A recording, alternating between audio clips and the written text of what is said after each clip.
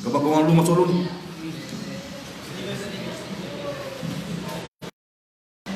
Datang live daripada Dewan Al-Jazari.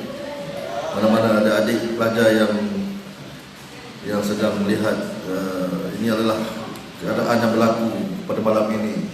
Situasi di Mid Kelang pada Tingkatan 5. Doakan kami semua. Takbir. Ada seorang dah tengok. Ada seorang masuk. Dah ada lagi.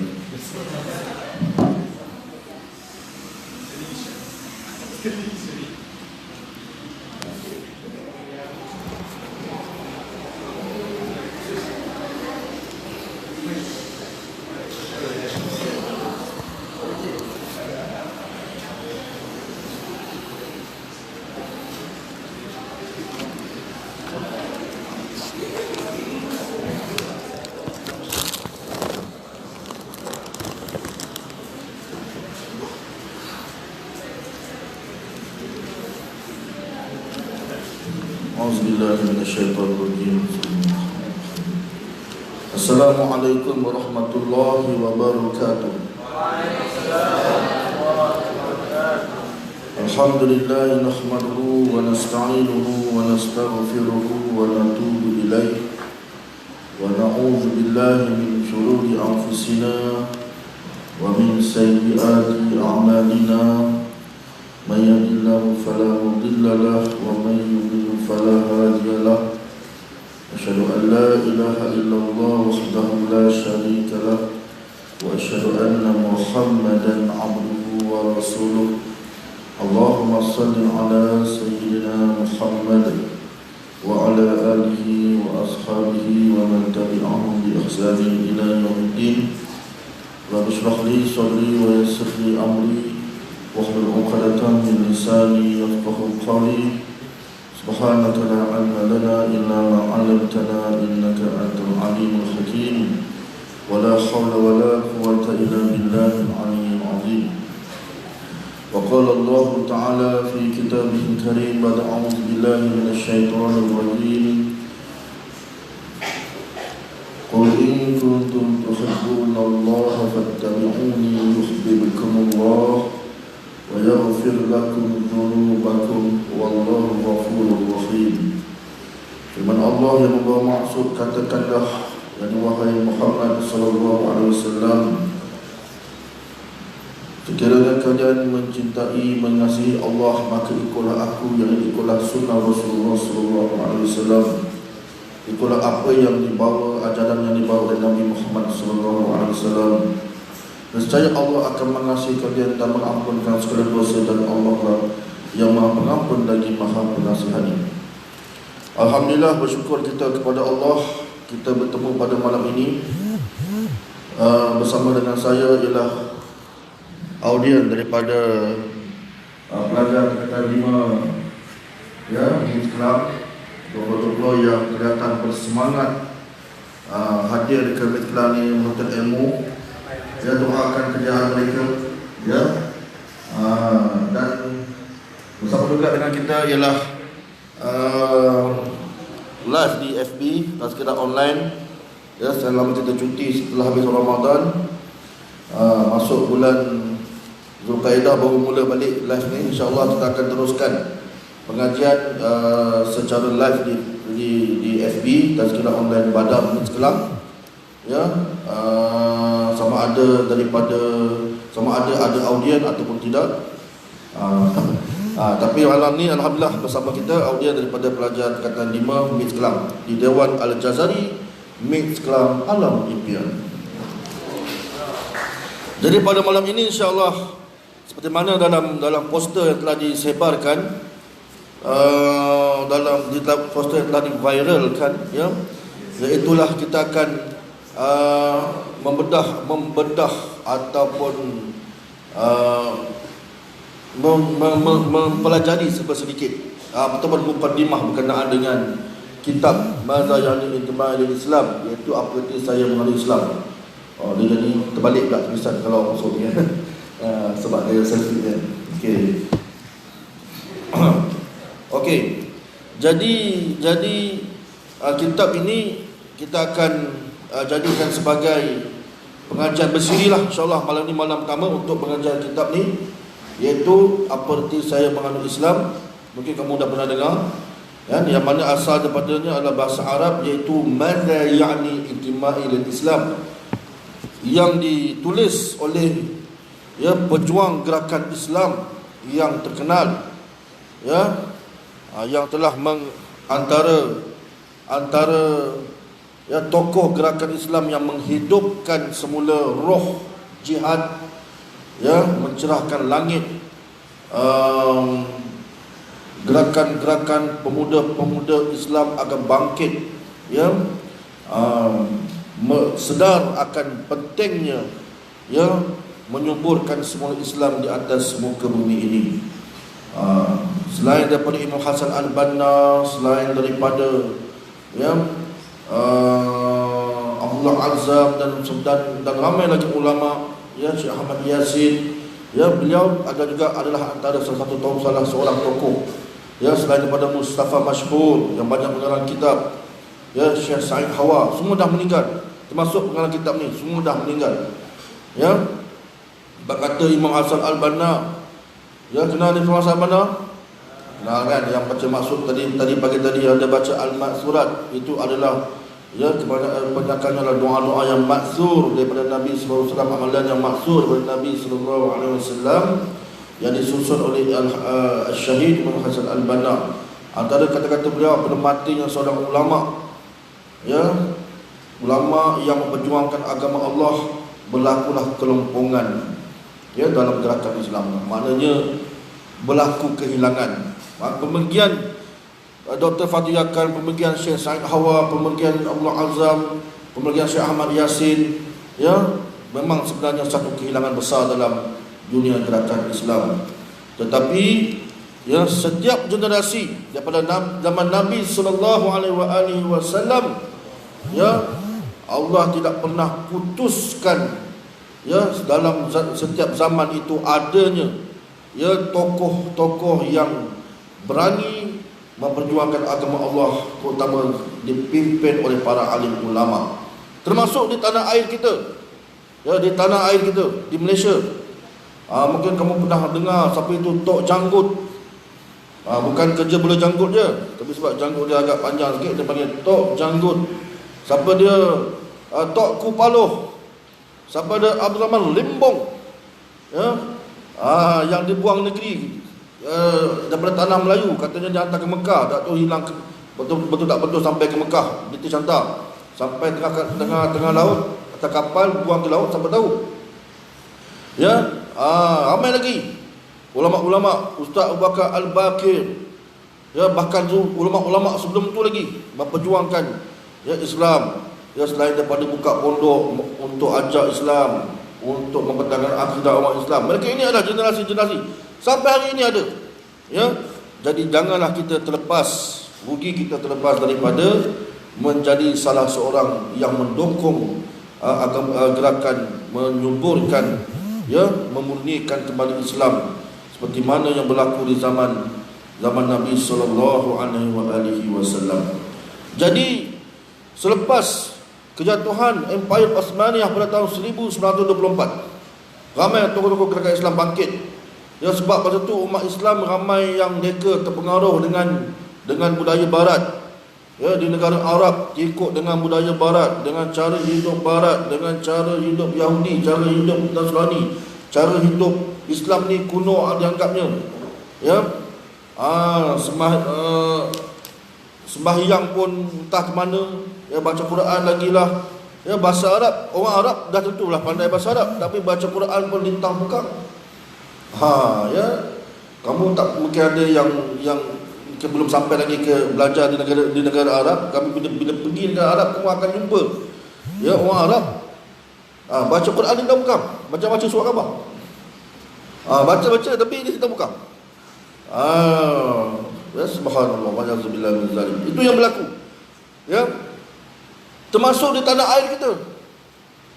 Bila mana British datang masuk bawa budaya, minum araknya, buka auratnya, sekat pendidikan Islam, sekat apa semua, masyarakat kita kebanyakannya jahil. buta huruf, ramai yang buta huruf, ya, apatah lagi nak baca Quran. Ramai yang buta ilmu fiqh, ramai yang buta, banyak jahil. Ya, akhirnya ya mudah terpengaruh dengan budaya-budaya songsang, budaya-budaya atau pemikiran-pemikiran yang bercanggah dengan Islam. Maka ya antara tokoh yang bangkit, ya, selain daripada ulama Nusantara kita, selain daripada ulama-ulama lain, ya, antara tokoh yang bangkit ialah ya Syekh Dr. Fathi Yakan, atau nama sebenarnya, nama penuhnya Mahmud Fathi Ibnu Muhammad Ibnu Muhammad Inayah Ashraf, ya, Fathi. Lahir pada tahun 1933 dan meninggal dunia, diwafatkan, meninggal dunia pada tahun 2009 bulan Jun, tepatnya 13 Jun 2009. Ya, dah hampir 9 tahun, hampir 10 tahun, lebih lah, 2009 dah. Dah 11 tahun dah. 11 tahun meninggalkan dunia ini, ya. Banyak buku-buku beliau yang menjadi medan dakwah beliau untuk menyedarkan orang Islam. Antaranya ni, Madza Ya'ni Intima'il Islam, yang mana buku ini juga masyhur di tanah air kita, di Nusantara, di Indonesia pun sama juga, dan diterjemahkan. Ya, diterjemahkan dengan tajuk Apa Ertinya Saya Menganut Islam. Tahun 80-an buku ini sudah mula diterjemahkan dan banyak digunakan di usaha-usaha peringkat di peringkat sekolah, peringkat universiti, peringkat bukan sekolah dan bukan universiti, mana peringkat dia boleh kata kalau siapa yang rajin ke usaha, dia akan khatam kitab ni atau buku ni, ya. Nak faham konsep macam mana, apa tujuan saya masuk Islam, ya. Sebab beliau melihat dunia akhir zaman, apabila Islam tiada khalifah, apabila kuasa besar dunia ini dikuasai oleh golongan kufar, maka mudah orang Islam terpengaruh dengan liberal, terpengaruh dengan sekularisme, terpengaruh dengan kapitalis, ekonomi kapitalis barat, terpengaruh dengan bahkan dengan cara pakaian, suka ikut cara barat, suka ikut cara orang kafir dan sebagainya. Dah tak pedulilah hadis man tasybah min qaumin fa huwa minhu. Ya, hadis mengatakan siapa ikut satu kaum itu nampak macam satu kaum itu, dia dah di kalangannya. Dah tak peduli dah semua larangan, langkah habis semua. Ya, budaya minum araknya, budaya judinya, ya, macam-macam lagi dengan kasinonya, dan habis. Dia menyebabkan, ya, dengan belum lagi dengan hiburan muzik yang melampaui batas, dedak aurat apa semua, kan. Di negeri Arab pun sendiri tengok muzik sampai leka orang Arab Islam oleh ketika itu, ya.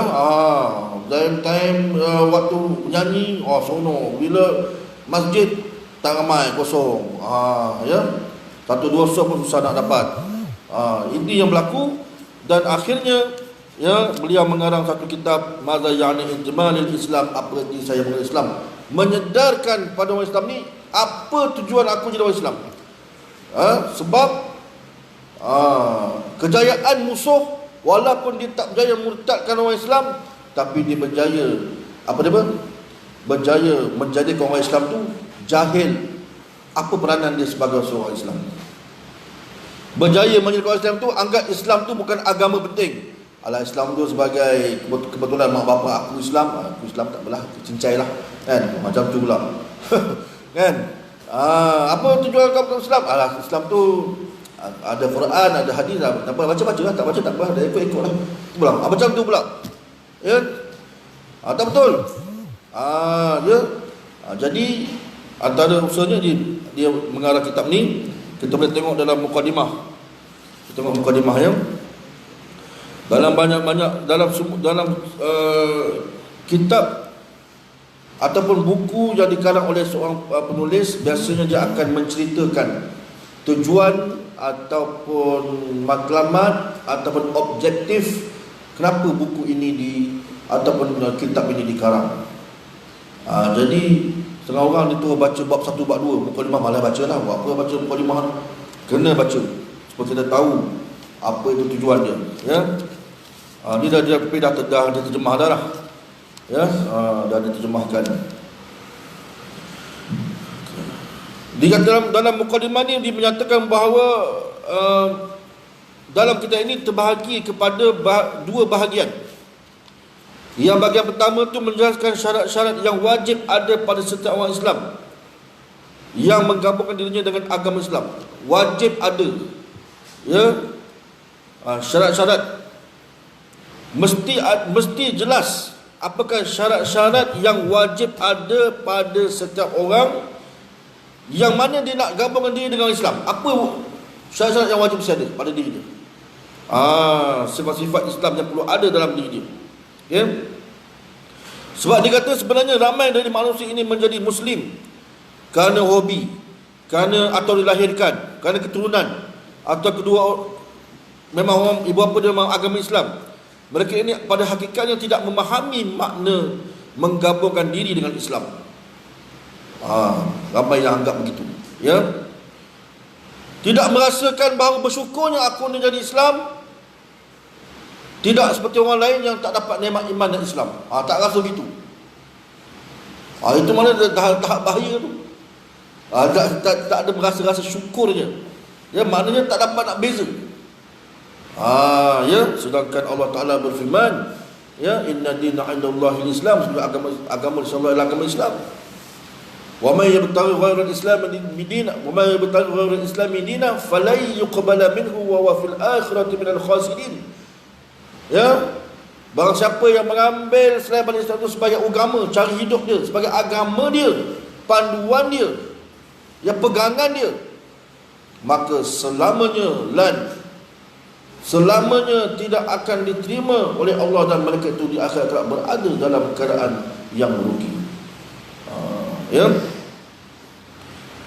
Matlamat dari bagian ini adalah untuk menjawab seluruh persoalan di samping menerangkan perkara-perkara yang dituntut oleh Islam ke atas seorang Muslim supaya penggabungan mereka ke dalam agama Islam menjadi penggabungan yang sah dan benar, dan seterusnya menjadi seorang Islam yang benar.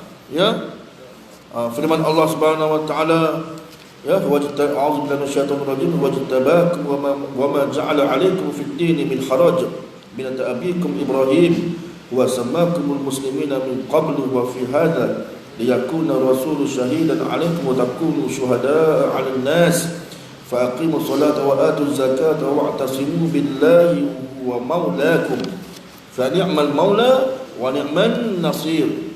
Dalam surah Al-Hajj ayat yang ke-78 membawa maksud. Tengok betul-betul maksud dia. Dia, yakni Allah, telah memilih kamu dan dia sekali-kali tidak menjadikan untuk kamu dalam agama suatu kesempitan. Jadi ikutilah agama orang tuamu Ibrahim, Islam lah. Dia ini Allah telah menamai kamu sekalian orang-orang Islam dari dahulu. Dan begitu pula dalam Al-Quran ini supaya Rasul itu menjadi saksi atas dirimu dan supaya kamu semua menjadi saksi atas segenap manusia.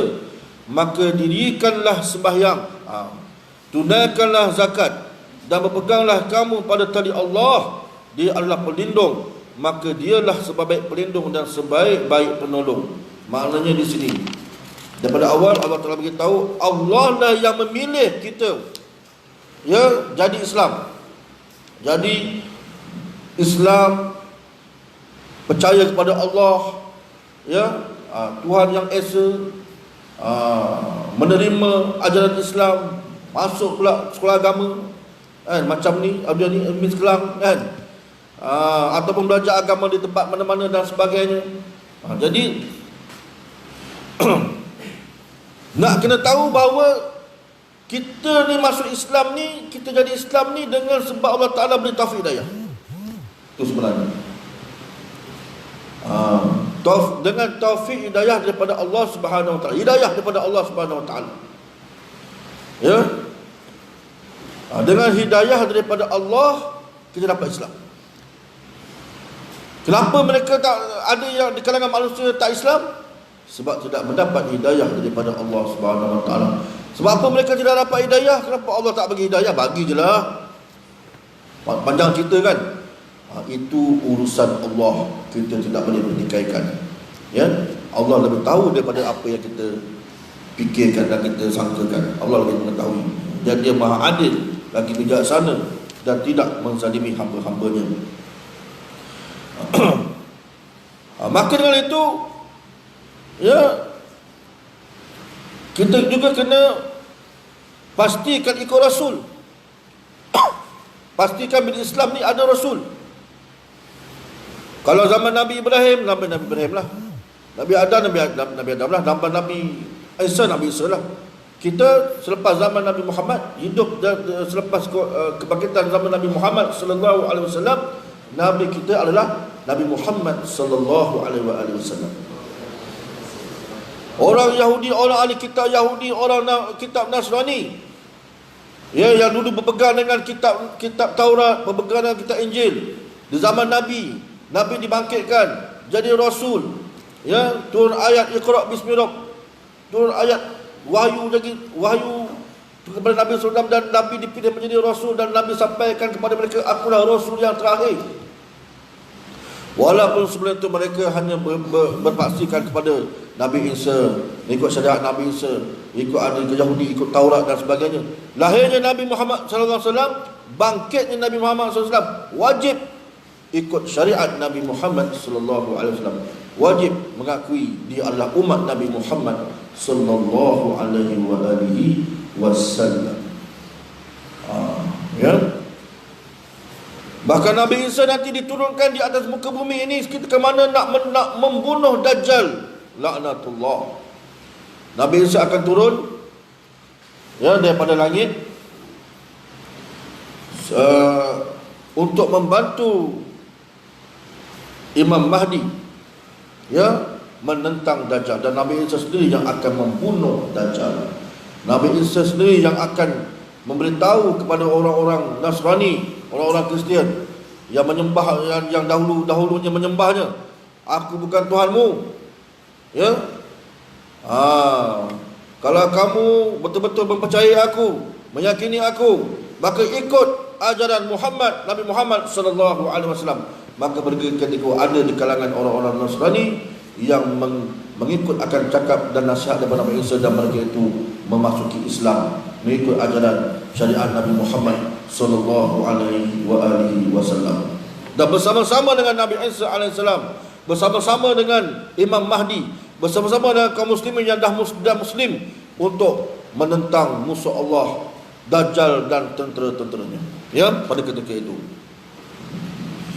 Dan kemudian Allah Ta'ala dalam ayat ini, Allah Ta'ala kata, tunaikanlah solat, dirikanlah solat, tunaikanlah zakat. Dua benda ni. Kenapa tak sebut tunaikanlah sembahyang, haji, umrah, apa semua, ta'ala ibu apa, isteri ta'ala suami, itu kan benda-benda yang wajib kan. Semua sebut sekali, ya. Kebanyakan ayat zakat solat, betul tak? Daripada surah Baqarah ayat yang kedua, kan? Zakat, solat, infak, solat, zakat, ya, atau infak. Solat itu adalah tiang agama. As-salatu imaduddin, ya, faman aqama faqad aqama din wa man taraka faqad hadama din, atau kama qala hadis, ya. Solat itu tiang agama, siapa yang mendirikannya dia mendirikan agama, siapa yang meninggalkan dia meruntuhkan agama. Tiang agama menjadi tumpuan dalam nak bina bangunan, nak buat tiang kat mana, nak pacak tiang kat mana tu. Bawa cerita benda lain, ya. Bawa cerita nak pasang siling ke aircon ke, ni dipasang aircon tu, tiang kemudian ranap aircon, ranap siling, ya, untuk memang tak boleh buat dah. Okey. Bagaimana pula dengan zakat? Zakat ini benda yang wajib. Kita serahkan dia ibadah, kita serahkan kepada sesama manusia ataupun asnaf, hamba Allah yang layak menerima zakat. Dia benda yang wajib. Ya, zakat itu adalah ibadah kepada Allah, tetapi dia hablum minan nas, dia menjaga hubungan sama manusia. Betapa pentingnya Islam, bukan hanya sekadar akidah, bukan hanya sekadar ibadah, jaga ibadah kepada Allah, tetapi jaga juga ibadah yang menjaga hubungan sesama manusia, menjaga akhlak sesama manusia, menjaga tolong menolong sesama manusia.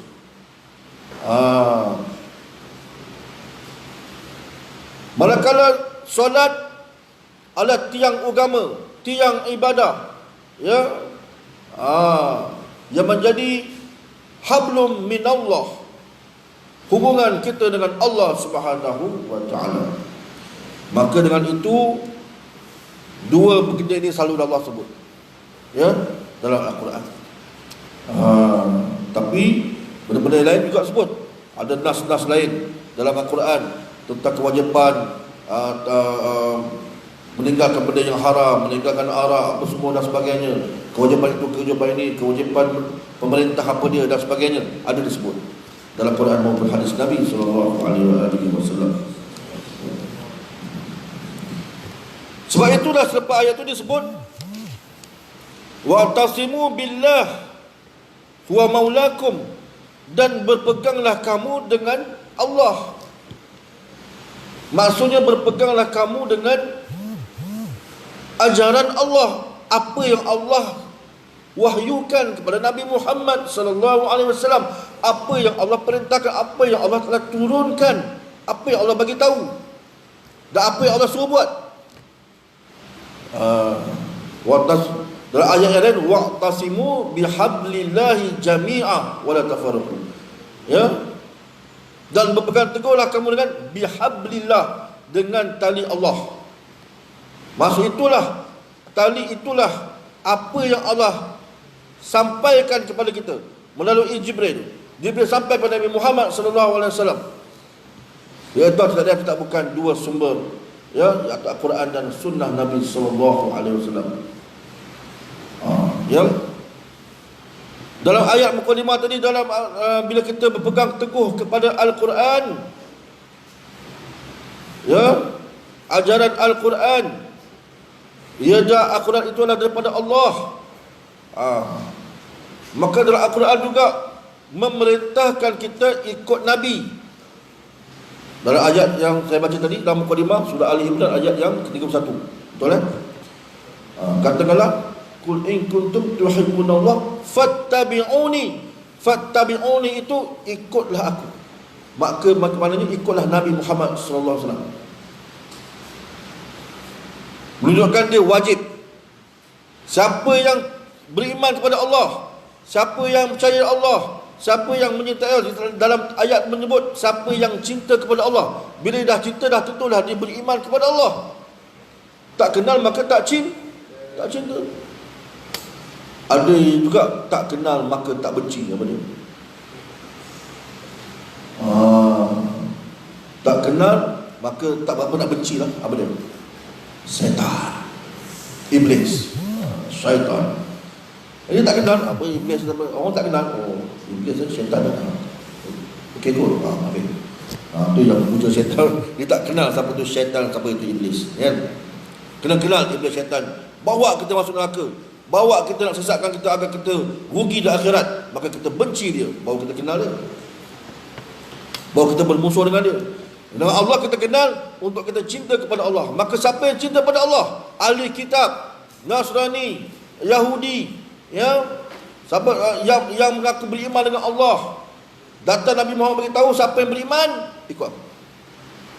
Ikut Nabi Muhammad sallallahu alaihi wasallam, ikut syariat yang dibawa oleh Nabi Muhammad sallallahu alaihi wasallam. Ya.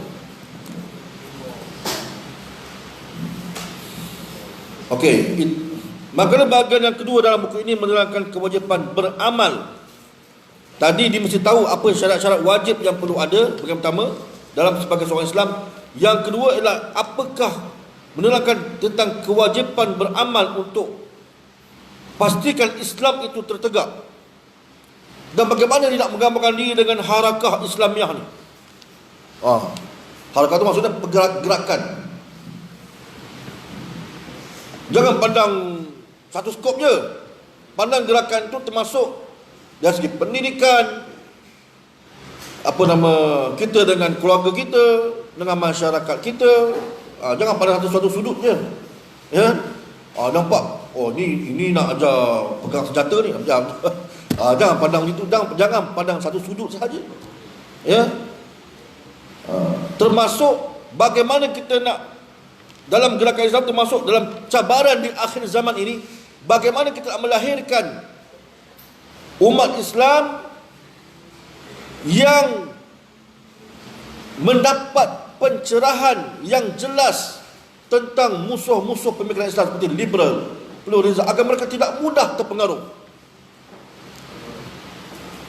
Dan bagaimana nak melakukan ramai penghujah, bukan sekadar hujah-hujah kosong kedai sembang kedai kopi, tapi penghujah-penghujah seperti siapa, Dr. Zakir Naik kan, penghujah-penghujah seperti ramai lagi lah kan, pendebat-pendebat utama yang bukan hanya menumpukan benda-benda yang dah lama ulama nak bincang, tapi menumpukan kepada bagaimana nak menghadapi serangan pemikiran musuh Islam yang dah merosakkan orang Islam. Hari ini kita lihat berapa ramai anak-anak muda orang Islam yang terpengaruh dengan pluralism. Apa tu pluralism? Agama itu semua sama. Agama itu semua sama. Ya.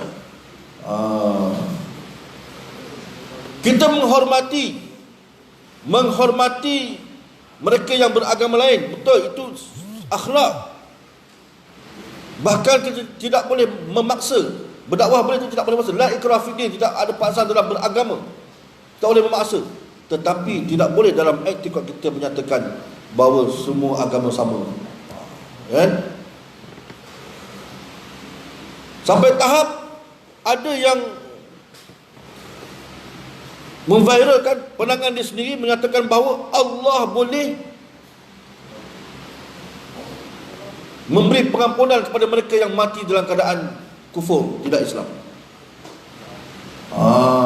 Kan? Maksudnya di akhirat nanti, yang mati kufur, Allah boleh, jangan sangka buruk. Kita bukan sangka buruk dengan Allah. Dalam Quran, dalam nas telah jelas menunjukkan. Ya, banyaklah dalil-dalil. Antaranya dalam surah Bayyinah, innal ladzina kafaru min ahli kitab wal musyrikin fi nar jahannam khalidina fiha ulaika syarrul bariyah. Sesungguhnya orang yang kafir di kalangan ahli kitab, musyrikin, kekal masuk dalam neraka, kekal selamanya. Semua buruk makhluk. Bukan kita cakap, Allah sebut. Ya. Jadi pemikiran-pemikiran ini mereka berjaya. Maknanya mereka telah berjaya menjadikan beberapa orang Islam sebagai penyebar pemikiran mereka. Belum liberal lagi, belum LGBT lagi. Kan? Jadi pondan lah macam-macam ni. Perlu disebutkan di sini bahawa segala peristiwa yang berlaku di dunia Islam secara umum dan negara-negara Arab secara khususnya merupakan satu bukti besar bahawa umat Islam sedang hidup dalam keadaan kekosongan yang terlalu parah dalam berbagai lapangan kehidupan. Seperti saya sebut tadi, ya, saya duduk di negara Arab, di Jordan. Mungkin ada yang pengalaman duduk di Mesir dan macam-macam dan dia ada pengalaman yang sama. Orang Arab yang baca Quran minta buka, macam-macam surah khabar, tajwid apa semua, makhraj mungkin betul lah sebab dia makhraj Arab kan, makhraj kan, tapi dari segi panjang pendek minta buka habis. Belum lagi idgham gunah apa lagi lah. Kan? Ya, makhraj tu mungkin lah dia kelebihan dia sebab dia lidah Arab, makhraj dia kan, jelas. Tapi kadang ni juga, ya.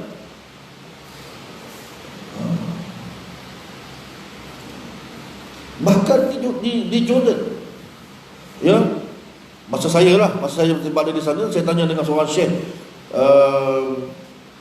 dia terlibat dengan aktiviti Jamiah Muhafazah Al-Quran.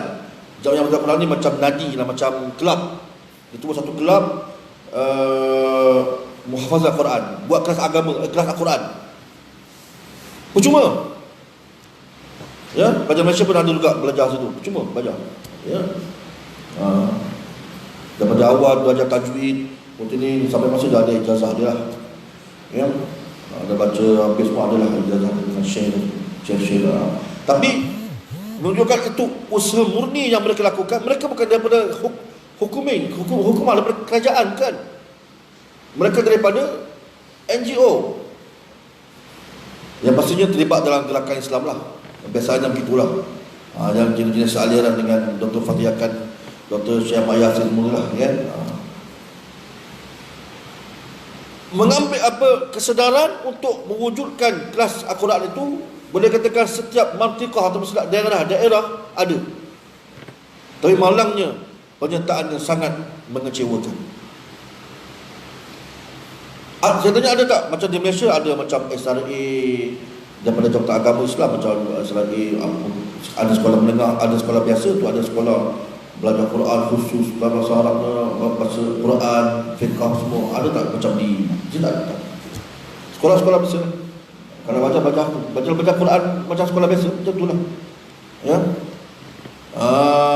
Sebab tu kalau mereka tidak pernah belajar Al-Quran, mereka tetap tidak dapat baca Quran dengan betul. Kena ada guru juga, walaupun orang Arab. Itu yang berlaku.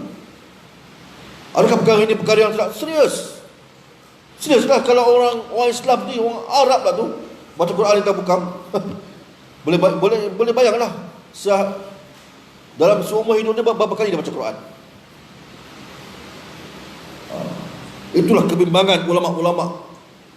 Ya, nampak ni, dan mereka mengarang kitab-kitab ni untuk memberikan kesedaran kepada orang Islam. Ya. Para hadirin muslim-muslimat dan para penonton di live Facebook yang Allah Ta'ala, kita masuk dalam mukadimah lagi. Kita tengok lagi sedikit dalam mukadimah ni. Semua sistem prinsip gerakan dan pimpinan berkenaan gugur lenyap kerana ia tidak lebih daripada slogan-slogan kosong lagi palsu, tidak punya nilai dan mutu. Sistem prinsip, ya, yang banyak palsu tapi banyak menyembahi musuh Islam Barat dan sebagainya. Disebabkan kelemahan yang berlaku pada umat Islam, ya, banyak yang terikut dengan budaya yang saya sebut tadi lah, fahaman-fahaman yang merosakkan pemikiran Islam dan bahkan boleh merosakkan akidah umat Islam.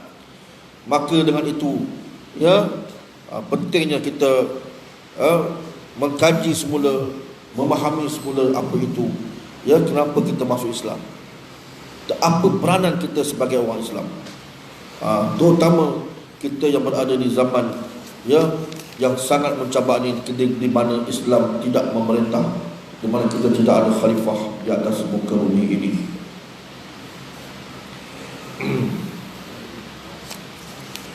Para hadirin muslimin muslimat yang dirahmati Allah Subhanahu wa taala, ya, dan dalam akhir mukadimah disebut umat Islam mestilah menyedari bahawa kekosongan besar yang dihadapi oleh mereka sekarang ini tidak akan dapat diisi oleh rancangan-rancangan yang diatur oleh Rumah Putih, itu White House di Amerika, atau oleh rancangan-rancangan Kremlin dari Rusia.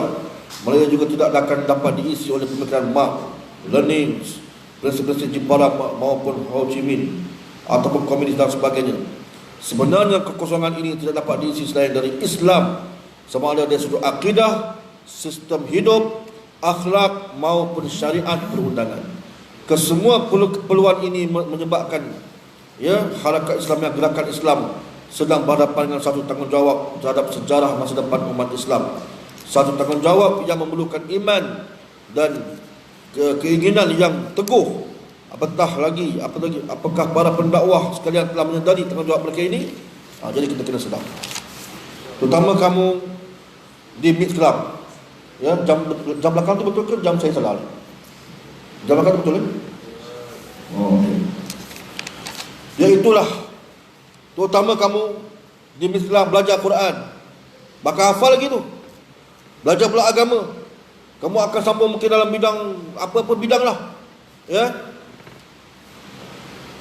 Inilah, di sinilah, ya, kamu perlu semai dalam diri, perlu sedar, ada kesedaran dalam diri bahawa aku ini bukan belajar untuk diri aku sendiri, bukan untuk kepentingan diri aku dan keluarga aku, tapi aku mesti, ya, menjadi salah seorang, ya, pendukung menggerakkan kembali agama Allah Subhanahu wa taala, menyuburkan kembali semangat untuk menjaga maruah umat Islam, menjaga maruah Islam di atas muka bumi ini. Terutama sekali untuk kita memperkukuhkan syariat Allah Subhanahu wa taala agar dapat dilaksanakan di atas muka bumi ini. Itu tujuan kita. Itu matlamat kita. Kita ada matlamat. Bila tidak ada matlamat, itu yang kosong tu. Kehidupan dia kosong lah. Habis belajar, sijil, kerja, keluarga, dapat anak, sonok, main dengan anak, sonok, dan tu balik rumah, keluar rumah, jalan-jalan, pergi shopping, pergi melancong, pergi water park, sonok main air, kan? Itu je lah. Sampailah pencen, sampailah ketua, sampailah meninggal. Habis apa peranan dia? Tak pernah tunggulah Imam Mahdi nanti. Imam Mahdi lah. Tapi apa bekalan kita? Bila apa nak jawab, bila Allah tanya, apakah ilmu? Adakah kamu bersama-sama dengan mereka yang perjuangkan agama Allah, mendokong agama Allah dengan ilmu yang kamu ada? Kamu dah dipilih masuk ke sekolah agama, masuk ke sekolah, dipilih pula boleh hafal Quran. Apa yang kamu buat untuk Islam? Apa yang kamu buat untuk gerakan Islam? Apa yang kamu buat untuk menyedarkan masyarakat? Kamu pecah belahkan masyarakat lagi ke kamu menyatukan masyarakat lagi? Islam? Apa ni? Bukan hanya sekadar untuk diri kita sendiri. Kita bukan gaji, bukan sekadar itu saja, tapi mesti ada perjuangan yang menjadi pelapis ataupun penerus apa yang telah disampaikan oleh Rasulullah sallallahu alaihi wasallam. InsyaAllah pada akan datang nanti kita tutup 10.30. Kita masuk mukadimah sikit-sikit lagi. Bahagian pertama, sebelum kita masuk bab 1, di satu muka je. Bahagian pertama buku ini yang bertajuk Apa Erti Saya Mengenal Islam, membentangkan sifat-sifat penting yang wajib ada pada seseorang bagi membolehkan ia menjadi seorang Muslim dalam arti kata yang sebenarnya. Penggabungan diri dengan agama Islam bukanlah secara warisan, bukan secara hobi, malah ia juga bukan penggabungan secara zahir saja. Sebenarnya penggabungan yang dimaksudkan ialah penggabungan dengan ajaran Islam, itu sendiri dengan cara berpegang teguh dengan seluruh ajaran Islam serta menyesuaikan diri dengan Islam di segenap bidang kehidupan dengan penuh kerelaan. Seterusnya kami akan menerangkan secara ringkas sifat-sifat yang wajib dimiliki oleh setiap Muslim untuk memastikan penggabungan ini dengan agama ini merupakan penggabungan yang sah dan benar. Firman Allah Ta'ala dalam surah Al-Hajj ayat yang ke-78, wa sammakumul muslimina min qablu wa fi hadha liyakuna ar-rasulu syahidan 'alaikum wa takunu syuhada'a 'alan nas. Yang bermaksud dialah yang menamakan kamu sekalian orang-orang muslim sejak dahulu. Dan begitu pula dalam Al-Quran ini, supaya Rasul itu menjadi saksi ke atas kamu dan supaya kamu pula menjadi saksi ke atas segenap manusia. Dalam bab 1 ni dia ada tajuk dia, antara tajuk dia ialah saya mesti secara dan kata saya masukkan dalam bab pertama ni dia ada tajuk saya mestilah Muslim dari sudut akidah. Yang kedua, saya mestilah Muslim dari sudut ibadah. Yang ketiga, saya mesti Muslim dari sudut akhlak. Penting akhlak. Bila ada matlamat dengan sendirinya dia akan membantu diri kita menjadi orang yang berakhlak. Yang keempat, saya mesti Muslim di sudut berkeluarga. Saya mestilah mampu mengawal diri. Yang kelima, saya mestilah yakin bahawa masa depan di tangan Islam. Itu tajuk-tajuk kecil dalam bahagian pertama. InsyaAllah kita akan sambung pada minggu depan, kalau sekiranya diizinkan. Bermohon minta segala kekurangan dan kesilapan diizinkan Allah Ta'ala. Kita jumpa lagi tengoklah pada mungkin untuk program Sabtu malam Ahad macam malam ni kita akan buat susunan jadual lah dengan usaha-usaha lain. Mungkin sikit kita akan jemput Ustaz Dr. Ahab tu sambung pengajian yang tetap kerana Imam Makmum kan. Dan kita akan tengoklah jadual berkali-kali lah ya. Dan dengan kuliah dengan saya ni insya-Allah kita akan teruskan dengan kitab ni. Cuma ada kabaran nanti kita akan bincang balik. Kalau siapa nak yang nak beli buku ni kan. Boleh nanti jumpa. Kalau ada yang dah beli dah. Tak ada. Okey. Kalau boleh ada dapatkan buku ni. Ya, kita akan nanti kita bincang balik. Kita nak usahakan ya, berapa bayaran dia, saya sebut harga dia dan sebagainya. Wallahu taala alam. Sekarang dah pukul 10, katanya kena minum awal kan. Sekarang dia tutup kan. Jadi pada penonton FB Live sekarang ini saja dari saya daripada Dewan Al-Ghazali Beach Club. Ini audiens kita pada malam ni. Nampak mereka masih lagi bersemangat ya, untuk menghadapi SPM. Mereka adalah generasi PKP SPM ya. Sejarah best ni ya.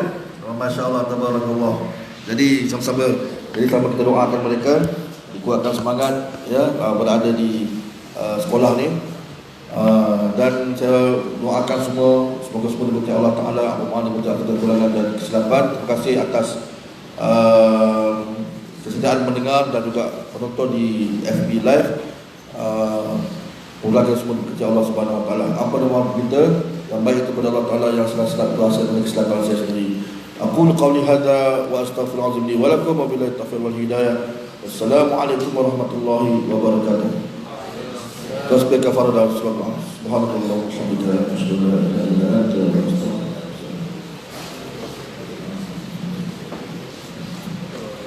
Bismillahirrahmanirrahim. Alhamdulillahirabbil wassalatu wassalamu ala asyrafil mursalin Allahumma faqina fid din wa 'allimna ta'ala wa akhrijna min zulmatil jahli wal nisyan. Allahumma rizqna 'anna wa rizqna fahma. Allahumma walina min ta'ala wa ta'ala sallallahu wa rahmatullahi wa atina fid dunya hasanah wa fil akhirati hasanah wa qina 'adzaban nar. Sallallahu alaihi wa Muhammad wa ala alihi wa sahbihi wa sallam. Assalamualaikum warahmatullahi wabarakatuh.